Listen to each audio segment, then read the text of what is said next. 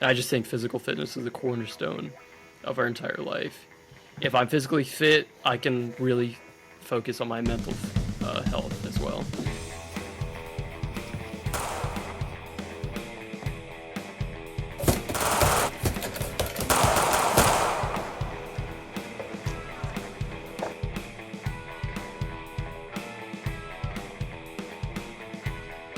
Guys, welcome back to the Men's Adventure Fiction Podcast here in 2025. I love opening up the Discord every day and getting into conversations about fitness and fashion and films and books, the best. And that's why I'm kind of super excited for tonight's episode. This would be built from the Discord. This would not happen without the Discord. This conversation. So I'll let Nathaniel take it away, introduce the topic, and get you guys into it. But I'm very excited.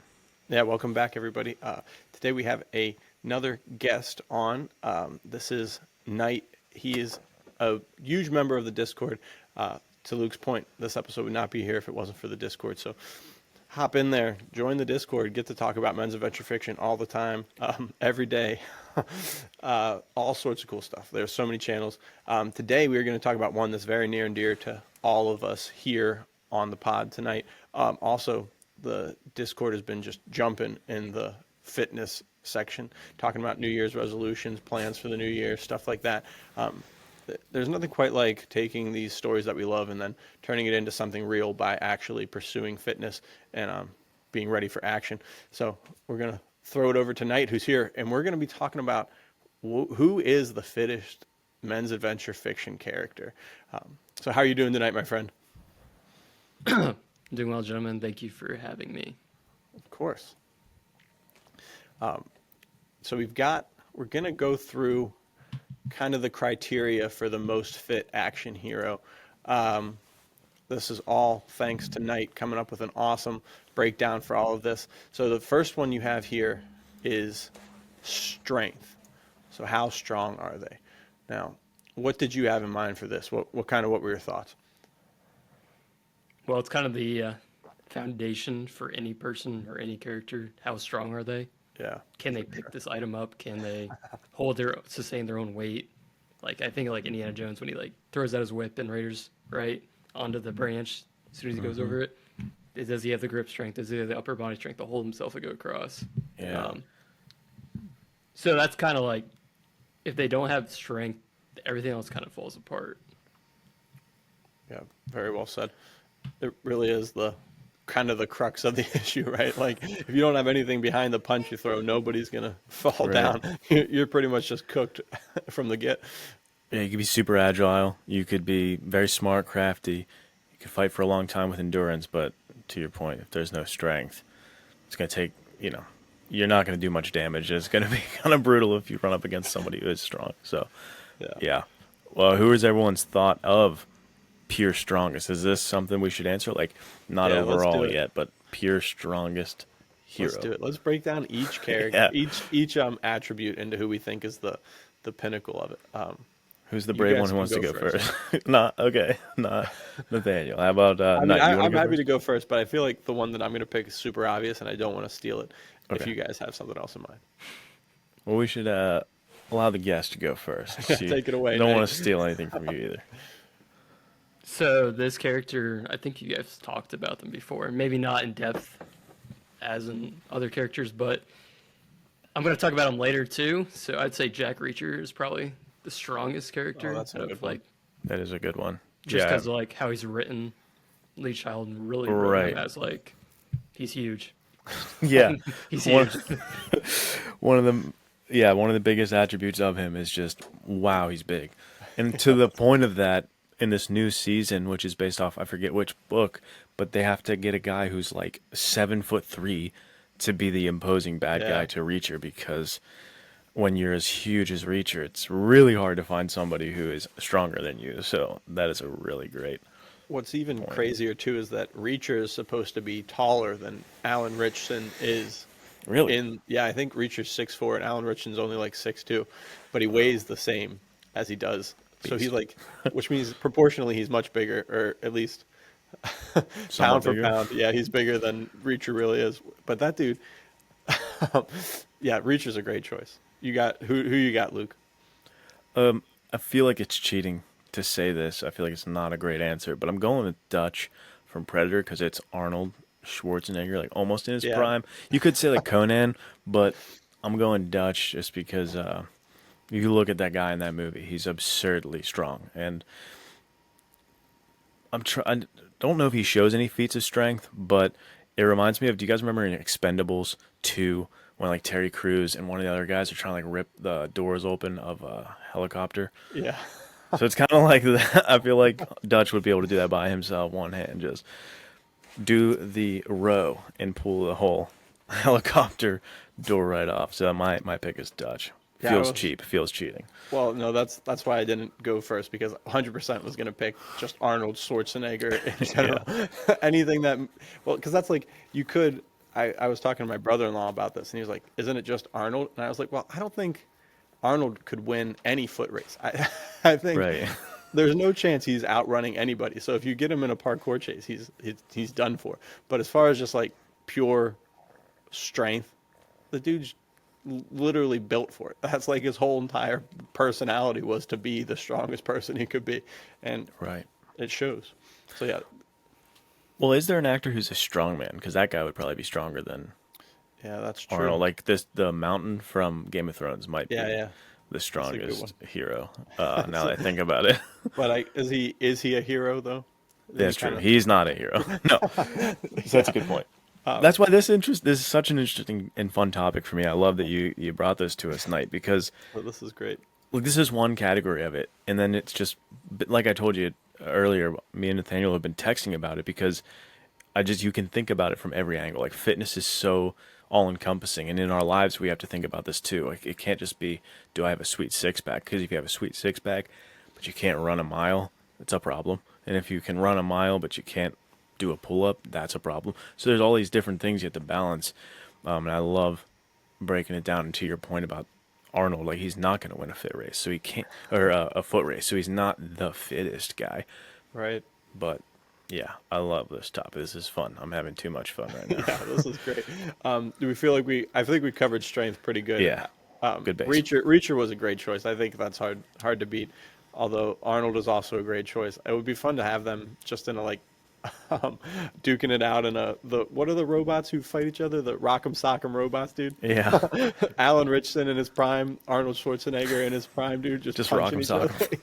Yeah, that'd be sick. All right, the next one is endurance, enduring without giving up. Now, I'll jump right in for this one.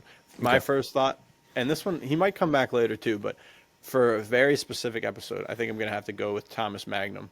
Because there's a whole episode where it's literally 45 minutes cutting back and forth to him flashing back, talking to his dad, and his surf ski got washed away in a wave or something, and he's just stuck out there in the middle of the ocean for like, they never say how long, but it's like, I guess they do say how long. It's just been a while since I've seen the episode, but it's like over 3 hours. He's just out there treading water, dude, in the middle of the Pacific Ocean off of Hawaii. Yeah. That's endurance. He literally, and that was the whole point of the episode. It's like, this is just kind of a character study of Thomas Magnum never giving up, pushing himself to the absolute limit, and then keeping on going. And the callback to his relationship with his father, it's just such a phenomenal episode and a perfect example of endurance and never giving up. What about you guys? What are you thinking? that was a really good answer. That's what I'm thinking. I feel like that was really solid. Knight, do you want to take this one, or do you want me to go first? I had the name and I just forgot in my head who I was gonna say.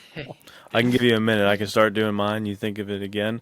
I'm going to say mine is James Reese from Terminalist, and specifically going back to the one episode situation that you just gave. If I forget if it's episode 6 or 7 of Terminalist season 1, but it's when it's kind of like the First Blood homage episode where he gets tracked into the woods. He's like already injured in that episode. He's missing his medication, so he's like getting the tumor, giving him headaches and stuff. And it's just such a brutal episode of him going out in the sun and trying to survive and getting chased down by those guys and evading them. So I thought, to your point of the Thomas Magnum of showcasing in one episode someone's physical endurance to keep moving and keep pushing. And they even show him talking to himself and motivating himself, which I thought was pretty cool. I love Yeah, that was when we cool. see characters train. I love when we see characters use their mental fortitude. I think that's not shown enough, not often enough, the mental side of fitness. And so I'm going to go with James Reese for my guy. That's a good one. I think they did a pretty good job from between the book and the TV show of him talking to himself. He talks out loud, like Yeah. he's like, "Get it together, Reese." He says that all the time, like, "Get it together." Yeah, good Or he point. walks through like in the very first beginning of the book when they get, or spoiler alert, if no one's read the Terminal List, it's been out for a while now. But yeah, when it's been he's out on the for a while. hill on the military crest, and all of a sudden, he's like talking to himself. He's like, "This doesn't feel right. Like my gut's telling me this is like there's something wrong. This is too perfect." Yeah, Like that kind of aspect. So I think that kind of builds into the endurance thing, right? He motivates himself to keep going, and that, as we learn later, like when his family gets killed, and like that even like pushes him off the edge. Like, I'm not gonna stop until everyone on this list is gonna die. right. Yeah. Yeah, he is one of the best characters in book and TV for showing you that mental side of it. There's that whole homage to First Blood Part 2, the novel, in which book was it? It's one of James Reese's books where he's in prison and he's like talking to himself, and like there's Oh, that darker yeah, version of himself, and he's kind of like fighting with this darker version of himself, and that's directly from First Blood Part 2, the novel. That's And I sick. think it's so cool that they show that, and it's not shown enough, as I said. So yeah, good point, Knight. Showing that, and the way they were translated that into the TV show, solid work. One of the best adaptations for sure. Yeah. What's funny though is also Jack Carr. I know he's cited numerous times that Magnum PI there's a lot of inspiration from Magnum PI in the James Reese series. So that's cool that James Reese There's is. a link. Well, it was a Magnum PI, was a SEAL, right? Yeah, he Yep. was. Yeah. So There you go. You got the endurance from the SEALs. I mean, they do a lot of swimming. Takes a lot of endurance to do that. Right. They sure do. Yeah. So Go ahead. I was gonna say John Wick. I don't know if we really consider him a hero. He does Yeah. have a lot. He's an assassin, right? Or He's hitman. definitely a hero. He is. But- He has got to be. All three. I haven't watched the fourth movie yet, but I'm guessing it's the same. Like, literally every gunfight, he fights through everybody. Just keeps going. He doesn't stop. Doesn't matter how many times he gets beat up. He's like, I'll make my way to the doctor to get fixed up, and then I'm just gonna keep going. That's a good point. Yeah, those fight scenes are long in that movie. Like Keanu Absolutely. Reeves himself probably has a lot of endurance from just doing that choreography for about. Because I can tell you with Nathaniel, we did that short film, and I did 5 seconds of his fighting, and I kept forgetting my choreography over and over and over and over and over and over. I was like, this sucks. I'm so bad at this. And 2, I was kind of getting winded already. I was like, oh wow, fat. But Keanu Reeves does that for like 40 minutes straight, probably over and over again, take after take, just to Yeah. get a 15-minute or a 10-minute or however long those longest fight scenes are in there. Yeah, dude. Well, and that's why I love filmmaking, and that's why my favorite part of every filmmaking time that I've ever spent is the choreography and the fight scenes, dude. Because it takes a long time to get, but when you're there looking across at your opponent, whoever it is, and it's someone that you know is like ready to do this, and you're just like trading punches, even though they're not real, but you're trying to remember the choreography. Like, obviously you mess up, and then it's like, oh, that was me, and you're like, yeah, that was definitely you. And then you switch back, and you're like, oh man, I got it this time, and you messed up. And it's so much fun to kind of like grow together through that choreography and get those punches in, and then to that point of like, yeah, you do get winded, you do get kind of tuckered out, but that's like so sweet, like. Or I remember the one fight scene in season 2 of The Adventures of Wanderers.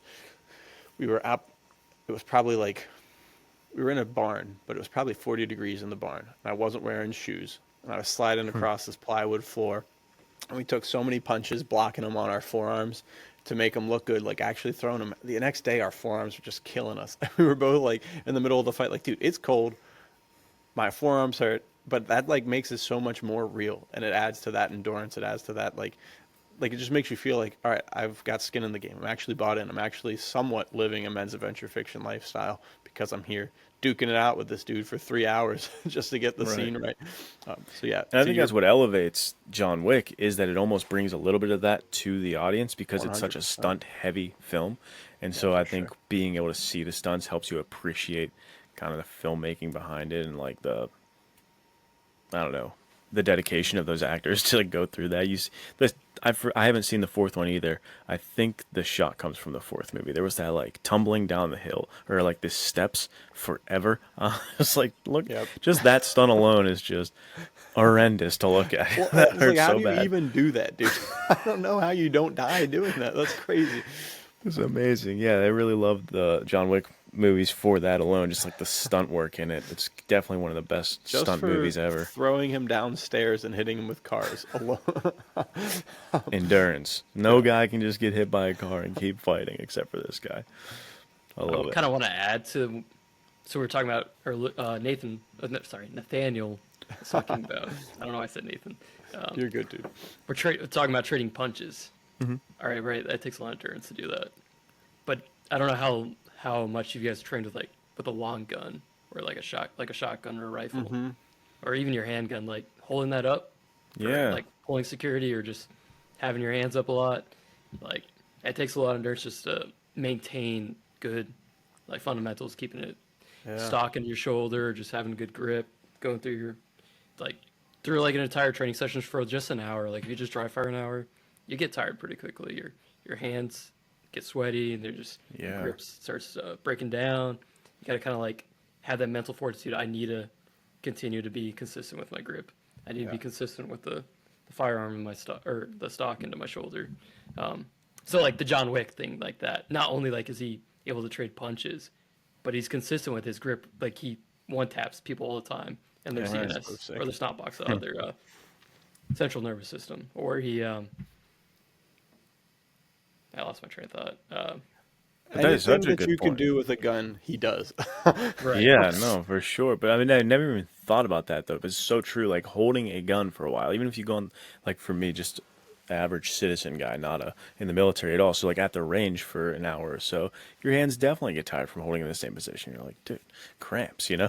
Like that is a great point that I don't think about. Is if you're going back to that Terminalist episode, him going through that whole thing, holding the gun, your hand would be so sore just holding Yeah, that that's thing. true. You're just getting in position the whole time and the shoulder and everything. That's gonna get that alone would be making me be like, I'm done. I want to put this down. I'm leaving. That's a too great tired. point, man. Yeah, or like the kick in the shoulder from shooting for like a full firefight. I mean, how long is John Wick in firefights for? Right. And then the fourth one, they do this really sick shot. It's like a top down of him, and he's got this. I think it's called like the dragon's breath or something like that. But it's a shotgun in the AR platform. I don't remember what they're called, but they're sick. So it's got like a double stack magazine of incendiary shotgun shells, and it's one of the craziest scenes of all time. But you know for a fact that those dudes are kicking like a mule, and Yeah. he's just going. It's probably like a 5-minute scene of him shooting people, and like you said, he's got it in his shoulder, pressed up against there. He's shooting right, so you know that thing's hurting him. And probably when he finishes, he's like, "All right, I gotta roll these Bruise. shoulders out. This has been a lot of killing I've been doing here. let me take care of that." But he doesn't. He just goes on and kills the next people. So which to the next one in line is stamina, sustaining prolonged physical effort. I mean, I think we could go no better than John Wick just shooting people for 2.5 to 3 hours. I After- think stamina though, you got to give to Jackie Chan. Okay, that's a good point. That's my guy for stamina every time. I don't know if either of you are going to agree with that, but the there's parkour chases in like Nathan Drake stuff and in James Bond stuff, but nobody, in my opinion, I guess, does parkour better than Jackie Chan, unless it's that one scene from Ong Bak that was way cooler. I don't know than anything I've ever seen, but that Jackie Chan is consistently sprinting at high speeds across such long distances, jumping things, swinging around, doing like gymnastics almost. Yeah. I cannot imagine the cardio that guy has, and that's kind of how I'm seeing stamina here. Is like his cardio is I can't. I have nobody in mind better for him. What do you guys have That's for really cool. stamina and cardio? Making me pulling in parkour made me think of have you guys seen, this is tough because it was remade as Brick Mansions, I believe, but I think it was like something 47, and it's a French movie, really sick movie. It has one of the craziest parkour scenes of all time. It basically was just like, I think his name's David Bell, and he was one of the founders of parkour, and it starts with them like they just live in these kind of slum high rise buildings in the city, and Yeah. it's this whole crime movie, but it's really just an excuse for David Bell to go nuts doing parkour. But I think Love in it. Brick Mansions they recasted whoever was opposite him with Paul Walker, Yep. and it's a really fun movie. But the parkour chase in there is so sick, and it goes on for like 4 or 5 minutes of him just running and flipping and going through all these crazy things. So that's probably, I mean, this is a close second. I still think Jackie Chan's the right answer because Jackie Chan hurt himself so many times. Like there's I that one know. classic thing of him, like I think he's in a mall or something and he jumps into the lights and Yes, he like Police Story 1, and yeah, and he he's spirals down the thing, electrocuted the whole time. yeah, dude, that's nuts. That's stamina for sure. That's crazy.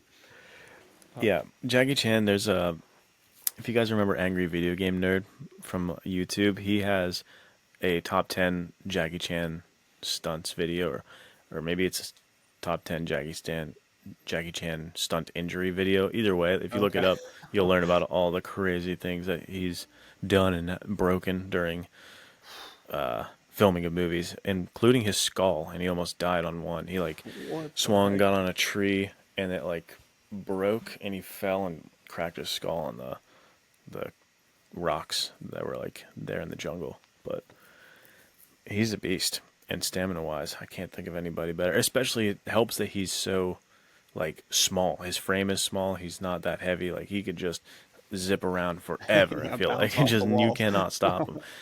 And that's Rush Hour makes a lot of jokes about that kind of stuff of him being like just unstoppable, too fast, too quick, and Yeah, that's a good one. What about you, Knight? What do you think? So I don't know. I think we talked about this probably offline. The Matthew Riley, the Scarecrow series. yeah, His name's Schofield, but his call sign's Scarecrow. We won't really talk about why he's called Scarecrow. It's kind of a cool story why his name is that. But he was a Force Recon Marine, and he's also an officer. And in the military, the officers typically they have the most amount of stamina because I don't know, for some reason when they're in like their officers can't even talk officer school training, whatever it's called, OCS or whatever the Marine Corps version of that is.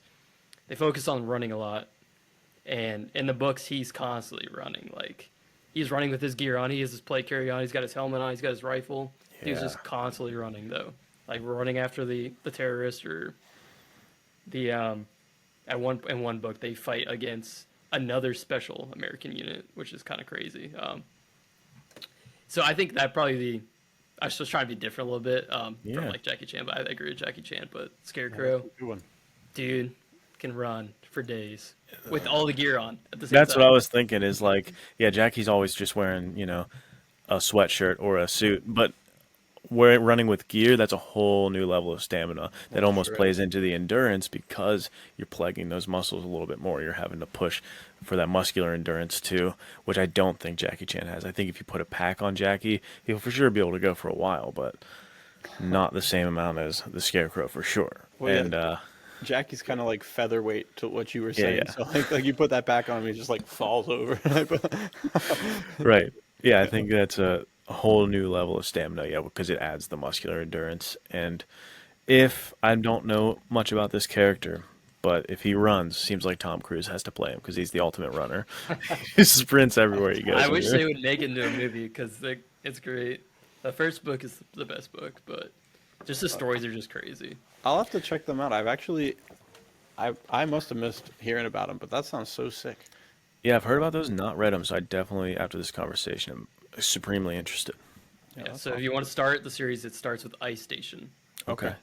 Premise Yeah, basically I've is seen that book around. they Yeah. go down to Antarctica. There's like a distress signal or something. They're like pushed off from an exercise. And they're going to investigate what's going on at a research station.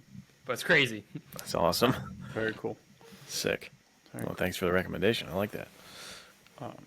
We've What got is next on our list? speed next. How quick can they move in physical efforts? I mean, Jackie Chan. No, okay, just give. That's a good He one. could easily get this one too, but no, they got to get some fresh meat. What are you thinking? I Nathaniel? was well. This is also reusing an old character, but I was thinking about John Wick too, because the way that he's able to transition from weapons to weapons, Yeah. hand to hand, back and forth. But then I also got to throw in Ethan Hunt because his whole personality is just running and moving quick.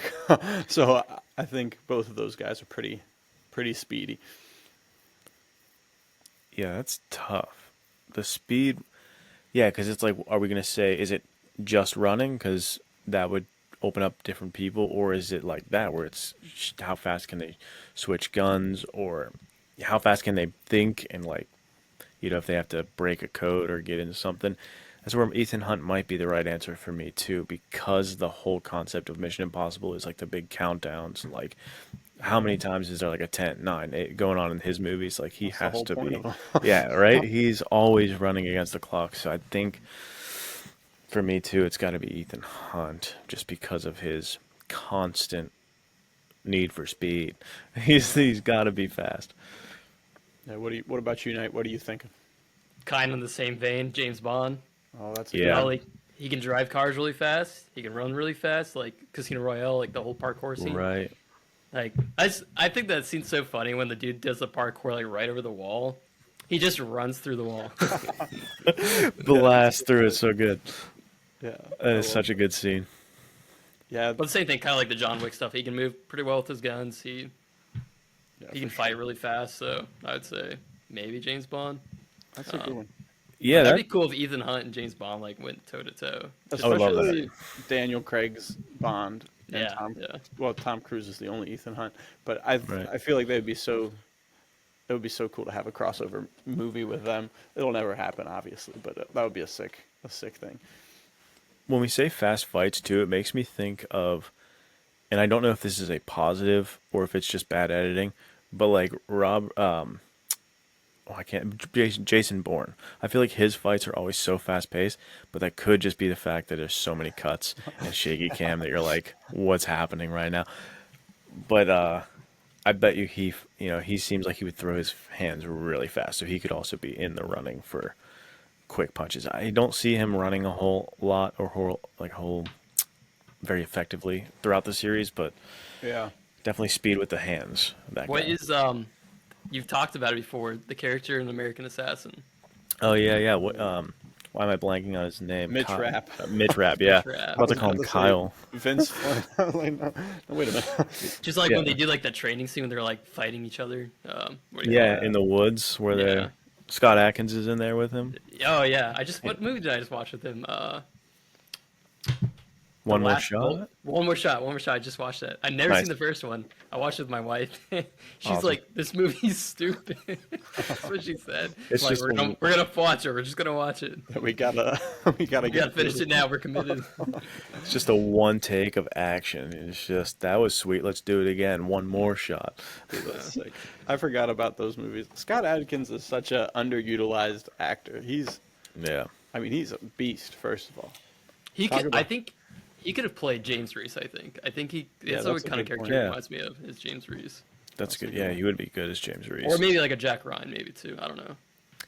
Too huge for Jack Ryan, in my opinion. I don't like a huge Jack Ryan. I need a slender Jack Ryan. John Krasinski isn't a small guy. That's true. He's not, but he's like he's I don't know. tall I guess I'm enough- picturing Boyka when I'm picturing Scott Atkins, which is not always how he looks. I think I'm doing No, I myself think a that is disservice. always how he looks. In Boyka, he just looks crazy because of his facial hair. guess. There's like a picture of him on Instagram that's like, it's one of those ones that you want to frame so that you can have inspiration at the gym Yeah. every single day because you're like, this dude is literally the pinnacle of fitness. I don't understand how you can be in that good shape. But he comes from, I think the reason he's an actor is because he's just such a badass martial artist that you're like, they were just like, all right, you're good at the fight scenes. You just do your own stunts. And then they're like, okay, you're handsome and you can talk well. You just make movies. We'll just put you in a bunch of B movies, and we'll never give you a good enough role. But he needs to get in some good roles because he's a great guy. Yeah. If he had a character that was an iconic hero, he might be the answer for the overall fittest. Yeah. If you want to say most fit actor, probably that guy. He's got the speed, the endurance, the strength. I mean, maybe, Yeah. maybe. What's crazy? Have you guys seen the one Boyka fight has been really like copycatted in a lot of animated movies. Have you guys ever seen that? For some reason, it pops up on my Instagram For You page all the time, and it's a cut of him doing the classic like fight scene where I can't remember what he does, but then it cuts to Superman fighting somebody in one of the animated movies, and it's literally exactly the same, which is pretty cool. So he's literally Superman, I guess. So, There you go. all right, the next one is injury. Are they prone to getting injured, and can they persevere? My first thought is not even a character, but it's Tom Cruise himself, because he broke his ankle in one of the chase scenes for Fallout, and he literally got up and hobbled past the camera, and that's the shot that they use in the movie. So I mean, I think yes, he got injured. Did he persevere through it? We literally have the movie because he did it. Right. And then I think they had it was terrible break. I think he had 3 weeks that he was able to get back, or maybe it was 6 weeks, but they were like, yeah, you might not ever be able to walk on this again. He's like, all right, well, that's not going to work. I'm going to need to be able to run on it in 4 weeks. And they were like, okay, I guess we can try. And then he I've finished got my filming the Top movie. Gun money, and you're gonna make it work. Just cut off my leg and put a new one on. This has got to work. I got to make this movie. Yeah, but what about you guys? What do you think for injury prone, or maybe not prone? What do you got, Knight? What are you thinking? I feel like most of these heroes, they can sustain getting injured. Like I said, we said John Wick, he gets injured, goes to the doctor or whatever doctor and gets fixed up. I don't know. I feel like you could probably pick anybody. Yeah, that's a good. Yeah, just any action hero who can withstand any of the climaxes in their films or books is pretty absurd. Another good What one. about John Matrix from Commando? Yeah, that guy's the man. He just gets hurt the whole time. He's like, all right. Yeah, there's Like definitely shots of him getting smashed over and over again, and just I can still hit you with a one-liner and then throw a pipe through you. I don't. You're not stopping me. I was thinking of, now this is more just pain tolerance, but Daniel Craig's Bond in, I think it's Skyfall, when he gets shot and he gets out of the game, and they're like, the only way to find this guy is the depleted uranium core pistol rounds that he uses. And Bond's like, I know where to find one of those. And he goes into the locker room, pulls out his knife, and just starts digging into his shoulder to cut the. I remember watching that, and every time I was in my bathroom without my shirt on, and I had I had my pocket knife in my pocket, I was pulled it out and flipped it open. I was like, could I do it? Am I Right. badass enough? I was always no, there's no chance, dude. I'm not digging out depleted uranium Right. 9mm bullets from my chest without any sort of Dude, the torture scene in the first movie alone with Casino Royale, that Dude. is horrifying, yeah. and that's pain endurance to the I'm max. wincing, You know? dude. I'm wincing right now. I know. And he just starts laughing at him. Yeah, he's like, everyone's gonna know you scratched my balls. And it's just like, What no, a movie. you can't do that. My answer, I think, is gonna be John Bernthal's Punisher, because that guy, they just seem that's to a just good one. bash and bash and bash. In every fight, he's just soaked in mostly his own blood, and then he makes it through somehow. I don't know why, they just feel like that guy needs to get obliterated during every fight, but he gets obliterated during almost every fight. I don't know if you guys seen season 2, but the season 2 finale end fight is ridiculous. Between him and that weird kind of Pilgrim religious guy? guy, yeah, the pilgrim guy, and they're whipping each other with chains, and it's this is horrendous. Yeah, that's a good point. John Bernthal's Punisher can take some serious damage, dude. Yeah, he's a beast. And you got to throw Rocky in there too, just because he's the ultimate. Let me get smashed in for 15 rounds. I don't even know how to hold my hands up. I'm just gonna lean gonna take forward it. and let you punch me. Yeah, that's a good one.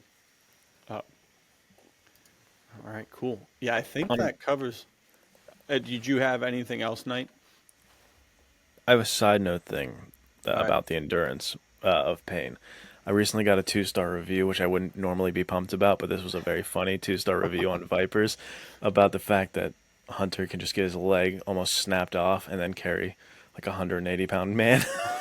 It's like, well, I'm sorry. I was a kid of the 80s, but that is a fair point. You can definitely give me 2 stars for that. That is okay. That's funny. Yeah, dude, that's someone who does not understand the genre who left that review. Come on, we literally I mean, he must hate the John Wick movies. I remember in John Wick 3 or 4, he literally gets hit by cars. I think it's 4. I think they're in Paris, in the arc around the Arc de Triomphe, and literally the whole scene is just him getting hit by cars. So it's Ooh. like, yeah, these movies have like some realism, but Right. they also push it to the limits. But I mean, I don't know. Suspend. Hunter Moss is a badass, so I think he definitely could have done it. All right, so what characteristic do you guys think out of the ones we just listed? I'll read them again. Strength, endurance, stamina, speed, injury. Which one of these do you think is the most important for a hero's physical prowess? Who's going first on this one? You want me to take it? Or? Yeah, take it away. All right. I'm going probably endurance because, like I said, it almost encapsulates stamina, but with the muscular endurance, where like I think it's almost cheating. It's almost two different answers where it's like you can go for a long, long time, and your muscles can withstand things for a long, long time. So if I have to climb, or like you said, even holding to things, if you need to carry a friend, if you are Hunter Moss and have to carry somebody, like you have to do that for a while. I think endurance, just because you can give you more time, more chances to get back up and keep fighting if you're willing to just like withstand. It's the whole Rocky quote of it's not how hard you hit, it's about how hard you can get hit. If you can do that, you might be able to win the fight. Just keep getting back up. I was gonna have a different answer, but I don't think I can. I don't think I can now. That was too good. What were you gonna say? What were you thinking? Part of me thinks, now this might be like a cop out, but part of me thinks speed. Now speed is pretty much useless without endurance. Although it depends on how fast you are. If you're fast enough, you might not need endurance for the whole chase scene. You can just get them right off. But I don't like that when I watch movies. I want to see a long, intense chase scene. But the other thought is speed. It says we have here, how quick can they move in physical efforts? If you got, I mean, one of my favorite scenes in cinema, and certainly in the Mission Impossible movies, is the scene in Fallout when they just got through the whole chase scene and they step out and there's a police officer ticketing their car, and Ethan and everybody, like, they've literally got a dude in a bag. I think August, Henry Cavill's character, has got the guy with like the bag over his head, and the cop looks at him and like starts reaching for her gun, and like 3 or 4 dudes walk up from the bad guys and they just shoot her, and he's like, no, and then like there's 4 guys, and the one guy walks up and he's like, all right, you're dead, Hunt. Or no, he's about to shoot the cop, and Ethan like quick draws and drops all 4 of them in like less than a second.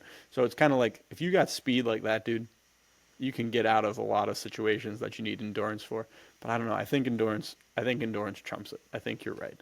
Speed's a sick point, though. It makes me think again of Bourne, where in the first film, they're like gonna grab him at the embassy or whatever, and he just like quick spins and grabs and gets their weapon and everything like that. And you're like, dude, with that kind of speed, you do have an upper hand on a lot of people in a lot of situations. Yeah. So, good stuff. How about you, Knight? What do you think? I would have to agree with Luke. Endurance. Hey, Just endurance. because you don't give up, right? You just continue to fight through or deal with your injuries. You just keep going. So I just think about like the long sustained fights, especially like the boss battle in the movie or the book. Like it's so long, right? Especially like I'm trying to think of a good example of a long boss. I was blanking out. Anyway, it doesn't really matter. But where the hero kills Goon after Goon John Wick. Right. Like we said, he consistently goes from one spot or the next target, or one target to the next target, to the next target, to the next target, without giving up. And I guess mental fortitude also is super important. If you don't have the mental fortitude, you're not going to be able to endure these crazy scenarios that all these characters go through. So that would be my vote, endurance. Yeah, because endurance helps you so much with so many aspects, including like environmental. I think of Savage Sun, where they're like, I forget exactly where, but it's freezing cold at the end of that. Yeah. And they're like going, that is in and of itself, you're going to have to endure just, I'm cold, uncomfortable, like my limbs aren't moving right because it's so cold. My breathing hurts because it's so cold. Like all that stuff matters for endurance. So Yeah, that's I what. think, like I said, I was trying to think of something else, and speed was the only one I could come up with. Although, I mean, to Knight's point in the start, strength is also really important, right? Yeah, the baseline for everything. But Without it, this is what all of these other pieces, strength, endurance, or strength, speed, injury, stamina, they all are linked. Like you could have like a quick burst of stamina, but if it's not sustainable, then it doesn't really matter. You could have a quick burst of speed, but if it's not sustainable, you could be like strong as heck, but if you can't last over 10 minutes, then you got yeah. you're in 2 hours and 10 minutes short of your 2 hour and 20-minute runtime. So the movie's over. But yeah, to Knight's point, all of these characters inevitably have to fight bad guy after bad guy after bad guy, and then fight the boss battle, which is going to be even longer, going to take even more out of them. So yeah, I think you guys are 100% right on that. And we'll end this with a quote. This segment here on a quote from Kevin James, Grown Ups, where he says, "I have 8 seconds of fighting left in me total." And I'm saving that. So if you don't have endurance, you're gonna have to go the Kevin James route, and you're gonna have to wait and keep those 8 seconds. Yeah, dude, keep that one punch locked back, ready to fire. But you only have one of them. I have one punch left in my life. All right, so this to kind of come back around, who do you consider the most physically fit hero and why? You want The to? big whammy. This is the whammy. This is the whammy. Me and Luke have spent days texting each other back and forth about this. You want to start us off, Knight? All right. Well, kind of talked about him already. I think Jack Reacher is probably the Sick. most physically fit. Just like we said earlier, Lee Child wrote him as like a metaphor of he's just big. Right. And in the books, I'm kind of read directly from Never Go Back. He's a six pack. He has a six pack, like a cobbled city street, a chest like a suit of NFL armor, biceps like basketballs, and subcutaneous fat like a Kleenex tissue. This guy is a freak of nature. And the funny thing is, like I think we talk about this on the Discord a lot, like working out and stuff like that. But in the books, he doesn't work out at all, not once. Like Dang. that's our favorite part in books, right? The hero, he's working out, he's training. Yeah.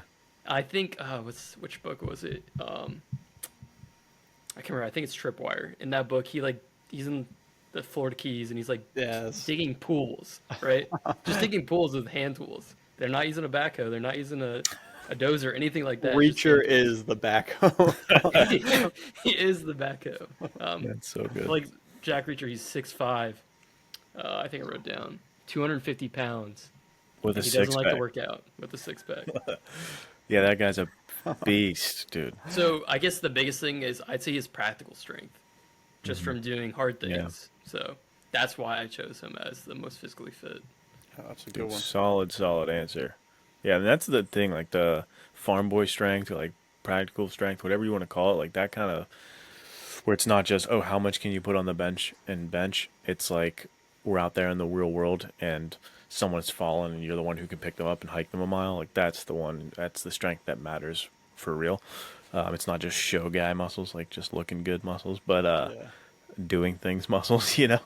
I love that. So Jack Reacher is a solid choice that I have no arguments against that. I would not push back against Jack Reacher Yeah. for many reasons, including those who are- biceps. Well, yeah, you.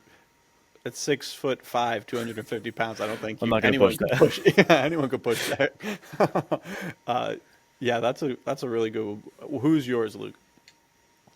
Okay, you know me. I've changed my answer 5 times today, and I might speak it out of my mouth and then immediately be like, no, that's wrong.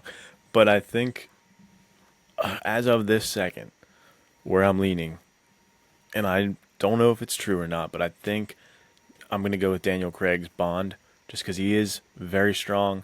That parkour chase showed that he has got stamina and speed and endurance.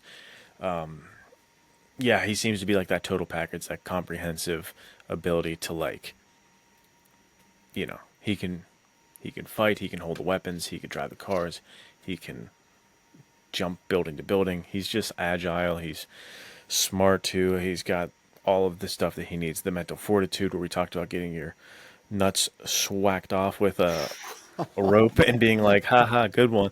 That is absurd. So I'm going with him for those. The scene of the torture and the parkour alone are enough to sell it to me right now that is the guy. Even Quantum of Solace has underrated, in my opinion, parkour chase as well. Like right after it just picks up literally right after Casino Royale with him Right. bringing, is it Mr. White? Mr. White, yeah. Yeah, bringing him to MI6, and then there's a mole who was working for MI6 the whole time, and he takes off running through the streets of, or are they, I don't know, Venice, something like that, one of those places, and he chases him, and they're up on the terracotta rooftops going through, and it ends in the church that's getting like fixed. So there's all the scaffolding, and the guns drop, and they fall through, and the wires are like lifting them because they're on a pulley and they're swinging around. And I remember them like fighting as they swung through the air, punching each other. And then in one of the like coldest scenes of all time, you see the bad guys like crawling to his pistol, and Bond's swinging, and he sees his gun on the ground of floor of the church, and he like catches it up, grabs the rope, spins around, and shoots him. And it's like so cool. I think it's that shot, and then the credits, like the beginning credits roll, because Nice. it's just so perfect. But yeah, that's a really hard one to beat too. You guys are knocking it out of the park with these. Yeah, sorry to go last on this one. That's no fun. Yeah, I'm pretty confident in mine, and I know that we text about it, and you're like, you're probably Yeah. gonna pick this, so I'll let you. Yeah. So thank you, I appreciate that. That was gentlemanly of you, but I gotta go. I gotta go, Ethan Hunt. What's tough is when I say this, like I'm thinking about Luke's, Daniel Craig's James Bond, Jack Reacher, Ethan Hunt. If you actually put these three in a fight together, who's winning? I Jack don't know. Reacher, probably, honestly. Well, So but big. Reacher is, if you're going Alan Ritchson's Reacher in the latest season, that dude really couldn't run very, very well at all. So they might be able to, Craig and Cruz might be able to run around him enough, tucker him out. What are your Tucker thoughts? him out a little bit. But yeah, Ethan Hunt, dude, he is so sick. He's one of my all-time favorite characters, but he's got it all. And I think that's what, like, it's so hard to pick just one that really is the perfect criteria, but you have to have all of them. And Ethan Hunt Right. surely does. I mean, think about him. You got the sick rock climbing scene in Mission Impossible Yeah. 2, where he literally is like hanging off the cliff after doing a super dynamic move where he jumps to it and then the rock goes out from under him. He catches, he swings his arm back. You have him running in every single movie. I mean, the scenes of him running through the Chinese city streets in Mission that the Impossible third one? 3, dude. Yeah. Yeah, he's got his phone in his hand. He's just like cooking, dude. I watched a video on that scene, and it was a guy was like, yeah, an Olympic runner watched this, and she was like, gauging from how tall we know Tom Cruise is and the things that he's passing, you can see how fast he's running in there. And she's like, if he's wearing sneakers and has like a couple months of training, he could probably be an Olympic competitor. Just with how booking it, fast he's dude. running. And that's what's crazy about the Tom Cruise chase scenes, dudes. He's running for like 5 minutes. So you Yeah, know back that. to the endurance and stamina. Holy crap. And then the final linchpin for me, I mean, we already talked about the speed of him quick drawing. But one of my all-time favorite fight scenes is in Rogue Nation.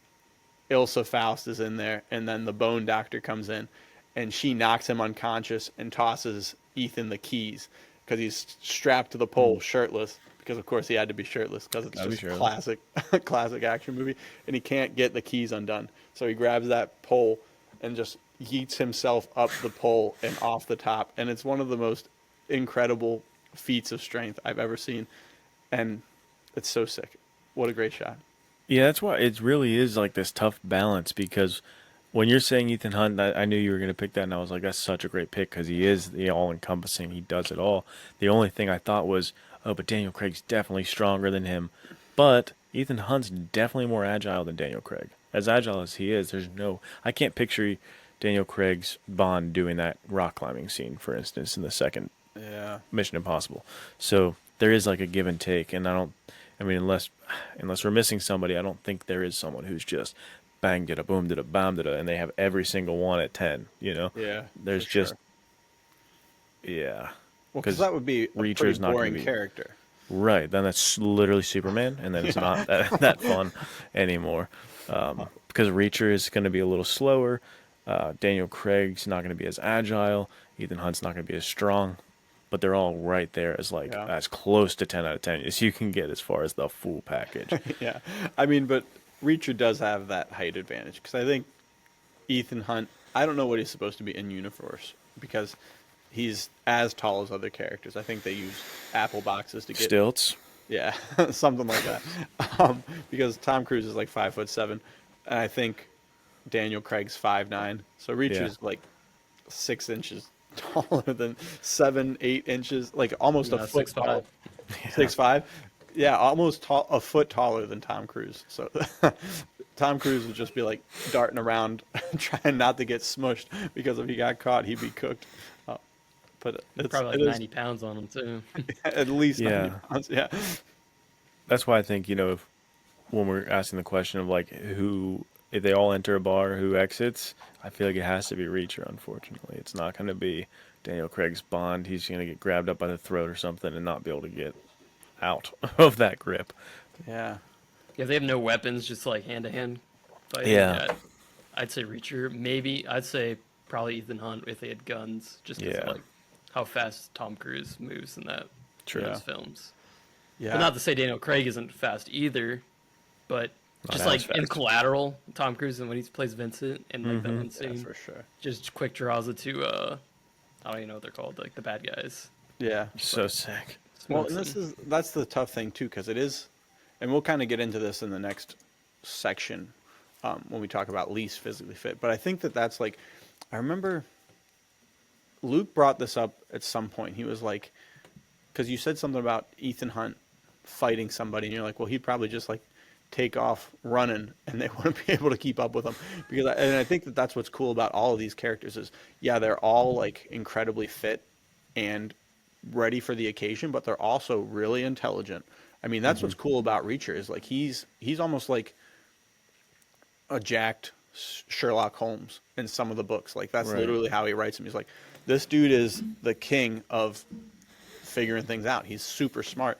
And I mean, literally every Mission Impossible movie, the whole entire point of the movie is that it's impossible, and Ethan Hunt figures out a way to do it.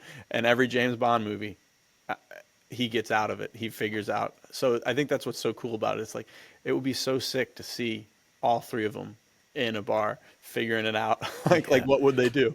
Are Daniel Craig's Bond and Tom Cruise, Ethan Hunt looking at each other and be like, all right, we got to work together to take Reacher out because we're both Yeah. good otherwise. And then they're working together, or is Reacher still just gonna like smash their heads together like it's a cartoon? It's awesome. Right. I love it. It's such a cool idea. Yeah, you guys got to weigh in the comments. This will be a very fun comment section, I feel like, is this one. for Because we have to hear who's walking out of this bar and how. Because to your point, they're strategists. They're not just cavemen. They're going to see each other and start, I'm going to fight them. They're going to think, what is this guy's attributes? What should I do?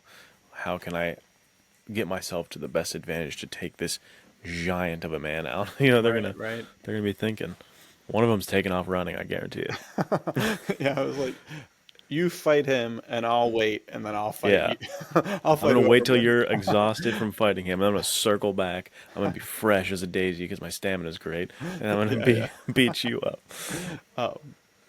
Yeah, and the other aspect too is maybe we've forgotten somebody. Maybe there's an argument here true. for John Wick. I was also thinking, and this is kind of a cop out because he's a video game character. Nathan Drake, dude, that guy just the literal whole entire time he's climbing and punching people, and you're with him for like 20 or 12 hours of playing this game. So his arm strength, dude, his grip strength, Yeah, his forearm grip's gotta be. strength, out of this world. But like I said, he's a comic book character or a video game character, so he has video game physics. So I don't know. I can't. I pulled him out of that. I mean, if we're talking video games, if you ever played the original Tomb Raiders, Lara Croft, she constantly does like gymnastic moves or Yeah, constantly that's a good holding onto a point, ledge, too. and you're holding right pad like for 30 seconds, and she's just dangling. Right. So Yeah, there you go. Yeah, dead hang into a literal backflip onto like a platform. right, yeah, and Absurd. she does like a corkscrew while she Yeah. does it, and she's shooting at someone while she does it. That's what you got to do, dude. That's men's adventure fiction. Right? That's how you get out of fights. So we'll go ahead and jump into the opposite now. Who do you consider the least physically fit hero? This is a tough question. Gonna ruffle some feathers, I feel like, with answers here. Gonna make some people upset. At least my answer will, probably. I think I already revealed to you guys what it was. Yeah, well, lay it on us, dude. Hit us with it. I'm going Jack Ryan, and I'm specifically going, before I get in trouble here, let me say I'm going for President Jack Ryan, like an older Jack Ryan, because unless it's John Krasinski is jacked. I'm not saying that. He's way more jacked than me. But when we're looking at like Jack Reacher, Daniel Craig's Bond, even Ethan Hunt, like he's definitely a slimmer guy already. He's not the most jacked guy in the room. He's an analyst, and that's cool. And he's always been the smart, I'm going to think my way out of this situation guy more than he is. I'm going to fight my way out. And then you take him and make him older, make him a president. I feel like he's just relying on the brains rather than the brawn. I feel like you could insert maybe a different Harrison Ford character if you wanted to, like the one from what's the one on the plane? That's not a Jack Ryan movie, is Air it? 'Cause Force it's not. One. Yeah, who's he I in always that? thought that he's also the president. I always thought that. Yeah, it's not. So I thought the same thing, and I just watched the movie 'Cause- recently. Because his name's not the also same Jack, universe. isn't it? Okay. It might as well be. It might as well be the same universe. Yeah, It's not. that is what I'm thinking in my head when I'm saying Jack Ryan. It's like that knockoff Jack Ryan from Air Force One and Jack Ryan, because the age factor's gonna play into it. We're all gonna get less physically fit and imposing once we get older. So Yeah. that's my answer, and hopefully it doesn't make the Jack Ryan fans out there too mad. I haven't read a whole lot of Jack Ryan, so maybe I'm completely wrong. No, I feel like you're spot on because I think that's like Jack Ryan's whole thing is that he's not James Bond. He's not Yeah. Yeah. Ethan Hunt. He's doing his stuff by thinking, and I mean even the TV show and the movies really show that. I think like every fight scene that he gets in, it's very scrappy. It's very like, all right, I'm not very well trained in hand-to-hand combat, but I mean, there's the one scene in the first season of Jack Ryan where he's fighting the guy in the room in the Middle East somewhere because like the lights go off, and it's like, dude, this is like a really visceral fight, but it's literally just like fighting for your life. There is no like, okay, this is a cool fight. You're like, oh my gosh, this is intense. Like, is he gonna do it? Because he's not a trained spy. He's an analyst. Like that's his whole shtick. So that's a really good one, Luke. That comes from my friend Oni. We've gotten in so many debates about this and fights about it because we're talking about best action hero and things like that, and I'm always like, the characters I've already mentioned, and then he'll say Jack Ryan or something. I'm like, dude, he's not even jacked. You can't be not huge and be the character. And he's like, no, he's like the thinking man's. And I'm like, no. But that's exactly where this conversation. I was ready for that answer because I've been in this conversation. I was thinking, it's counter to what I said. Movie Nathan Drake was pretty. They really kind of nerfed his strength, and I think that that's not how it should be. I think that was kind of like Tom Holland still looks very young. He seems like he's still a teenager, and so I remember there was like a fight scene where he punches a guy or hits someone with like a bottle of whiskey and nothing happens. It's like, come on. And that's what's crazy is Tom Cruise is actually shorter than Tom Holland, I think, but Tom Cruise knows how to fight. Like he has such a commanding presence, and he insists on like, all right, when I throw a punch, it's going to have some weight behind it. And I think that they should have done that with Tom Holland. I mean, we've talked about this like hundreds of times on the podcast now, how they didn't quite get the Uncharted movie right. But I think that like, dude, if he could punch, he should be able to punch. He's a fit, muscular dude, and he's just as tall as Tom Cruise, and he should have a commanding presence. They're just like, no, we're just going to make you be a kid, and you're going to have to like goof around and spin and get away instead of actually like fighting. It's like, no, dude, he should be knocking people out with one punch because that's what Nathan Drake does in the games. Right. That was a major problem with that movie too, was just the comedy aspect, like of them trying to make it too funny too. Like every fight's almost got to be like the Three Stooges or something, where he has to fall back and he has to like spin and be like, "Whoa, sorry." It's like, no, I don't want that for Nathan Drake. I don't want him to be like that. I want Nathan Drake to be commanding. I want him to kick people's butts and throw them through walls and stuff, which he does, or he should do. He doesn't in the movie, unfortunately. What about you, Knight? You got anybody? So kind of older character now, kind of like Luke was saying.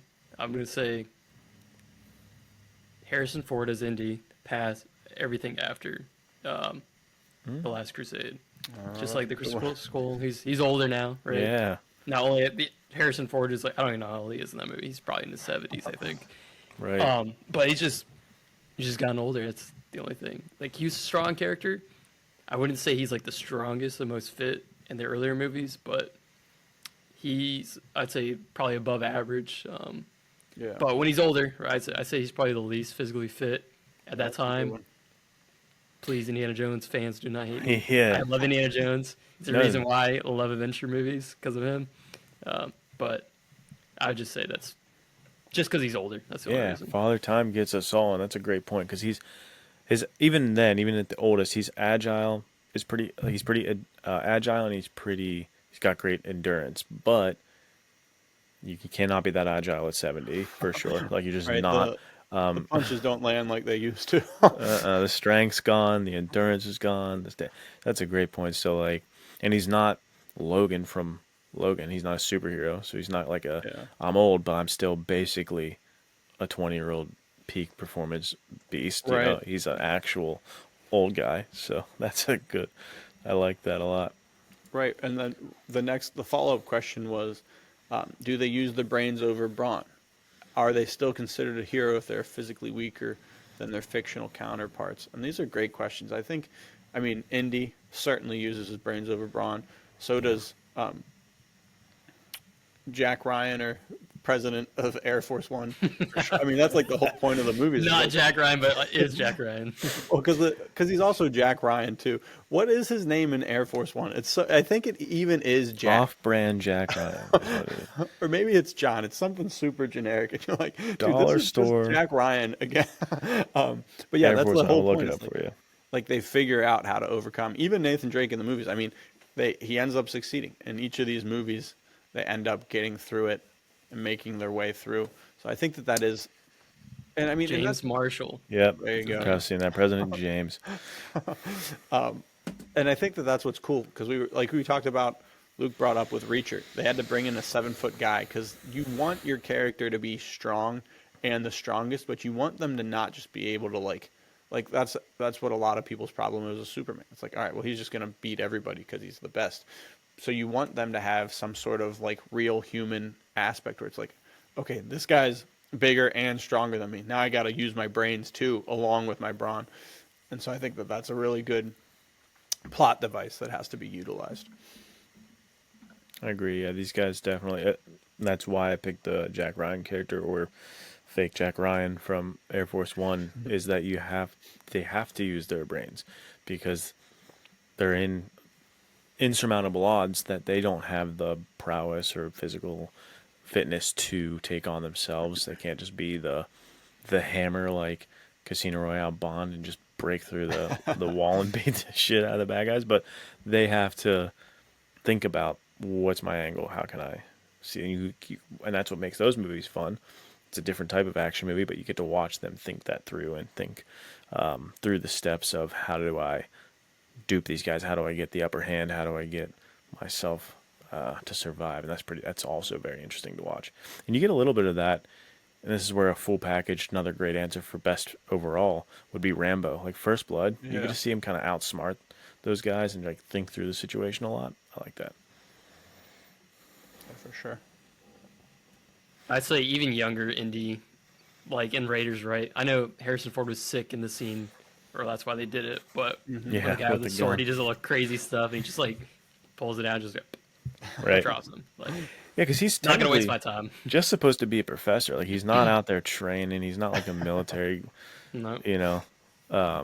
elite guy. He's just a professor and archaeologist who's got a crazy amount of endurance. Like he says, I will take the punishment. Let me hang onto this tank and get dusted across the canyons. I'm gonna hold on.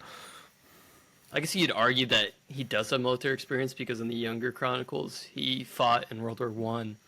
I can't remember was it for Belgium or the English. Someone's gonna correct me. I think he was part of the French Foreign Legion too. That too, yeah. So he does have like the combat experience, Yeah. but you gotta think about their training is vastly different than like a James Reese training or Right. like a Ethan Hunt or even Jack Ryan. I don't like. I know he's a Marine officer, so his training is vastly different, but I could still say that Indy's like trying to solve puzzles, trying to solve the riddle. He's not really. He punches the bad guys, but I don't think that's his go-to most of Right. the time. He's trying to figure out how can I get out of this situation without using violence. But if I have to, I'm gonna punch you and have that really cool sound effect that you used to make in Yeah. movies because that's my favorite punching sound effect. And you guys need to use those in your movie, We your do. films, We because I gotta- think that's the best sound effect. It is a good one. Yeah, it's like shotgun blast punches. I love it. Yeah. Good stuff. Yeah, for real. So to kind of round out the characters specifically, so like it's all about, and we've talked about this a lot, balancing physical and mental toughness. Who balances it the most? And I mean, I would be hard pressed to not think of Luke's pick of James Bond, Daniel Craig, James Bond, dude, to have the presence of mind to just like laugh at the most obscene torture Yeah. you could possibly imagine. To be over there and be like, all right, well, the only way to find this guy is to dig out this bullet from my shoulder, and I'm going to do it It's absurd. myself instead of getting the doctor to do it. I think that's like, and that was one of the problems people had with Craig's Bond is like, he's kind of just a thug. Like he's a bruiser. He's like a stocky, muscular bulldog guy who's just going to like take the punishment. And he does. And I think that's why he's so successful and such a good character. I mean, even like the stairway sequence in No Time to Die was so awesome. sick. Yeah, I love So good. that. What about you guys? Who you think? I guess I can go. I put James Reese Nice. just because I think he could be a bulldozer and a scalpel. I can't remember which book it is, but it's when he's in the sauna. Like can't bring in a gun because he's trying to like figure out where the bad guy is. So to fight, he just uses like a towel, I remember and then he that. like uses like the fact that there's blood on the ground from the guy he just killed. I don't remember how he stabbed him or something, but he's like, I know that there's blood on the ground, so when these guys come in, they're just gonna slip on it, and I think he puts on.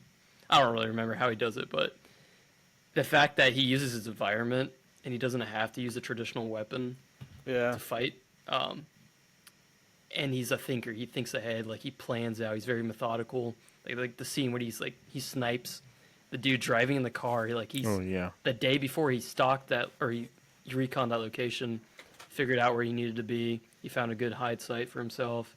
So he doesn't do everything in the moment. He plans ahead. So I think that's why I said he's probably like he balances physical prowess as well as his mental toughness to figure out how to solve the problem that he has. Yeah. That was the answer I was going to give was James Reese. So I'm going to pivot here and give a different one. So we have 3 different answers. But that is 100% my Oh, my answer. bad. No, you're No, good. and That's I stole Luke's guy.